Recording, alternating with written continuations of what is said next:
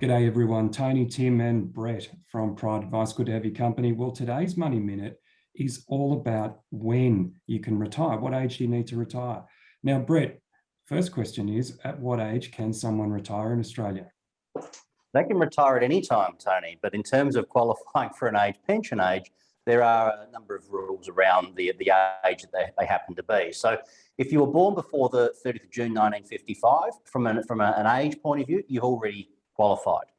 If you are born between the 1st of July 1955 and the 31st of December 1956, then your pension age qualification is 66 and a half. So 6 months after your birthday, in between those dates, you are eligible under the age pension. And if you are born after the 1st of January 1957, then your age pension age is 67, both for males and females. So conceptually, though, someone can retire whenever they want. I mean, that's the age pension, but if you have sufficient savings, you're not obligated to work. Is that right? No, and you're not obligated to retire either. Absolutely. So, Tim, when we think about retirement and when you can retire, what are the key things that someone really needs to get in place before retirement, do you think? Well, I think they've got to have a plan, and obviously you look at their budgeting as well. They need to know how much they need in retirement. So work out what they spend. I mean, you can look at the, as a guide, there's an ASFA standard on retirement spending. Couples comfortable retirement, I think it's about $63,500 per year that they would spend. Then there's a whole list of what that entails in terms of comfortable retirement. It might be an overseas trip once every 5 or 6 years, a domestic trip, decent healthcare, all those sorts of things. For a modest lifestyle, the numbers are lower. And for a single person comfortable, it's about $45,000 a year is what they need. So you sort of work backwards and you say, right, what's my life expectancy going to be? What's my health? What do I want to do? What's my estate planning goals? Do I want to pass on assets to my kids, tax effectively, all those sorts of things?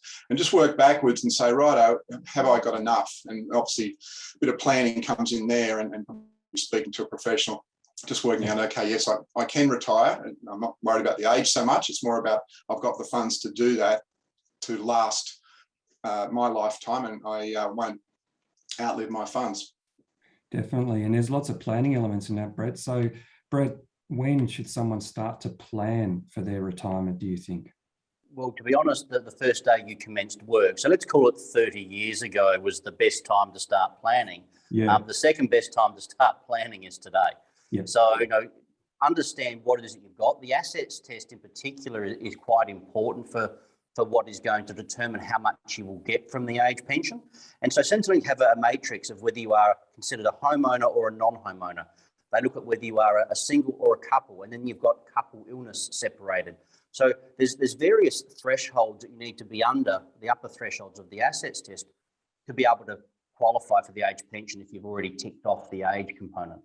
Yeah, definitely. So some really good points in there, Brett and Tim, and folks, there's a heap to be said about planning for these things. Jokes aside, Brett's absolutely right. The time to actually be starting to prepare for retirement is pretty early in the game. And Brett, don't you think for anyone, and Tim also, for anyone who's still got maybe 15, 20 years ahead of them work-wise and is just starting to look over the horizon a little bit, it's really a very effective time to make the most of what you're earning in the meantime and start to plan for retirement, isn't it?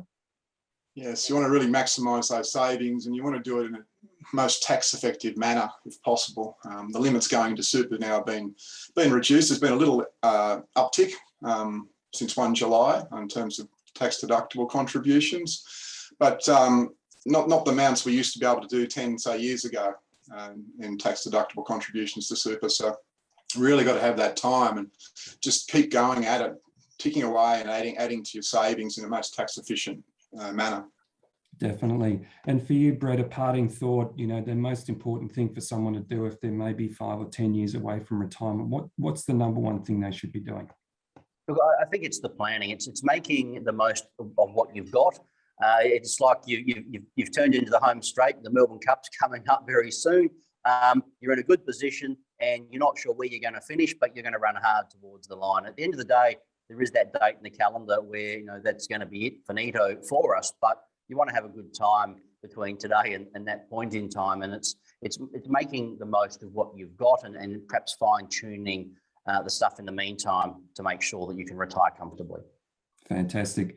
Brett and Tim, as always, great to have you along. And folks, that is the answer to the question about the retirement age in Australia. As always, if you get some advice, it really will help accelerate your plans for retirement. So don't hesitate to drop us a line. Meantime, keep well and we'll see you soon. Bye for now.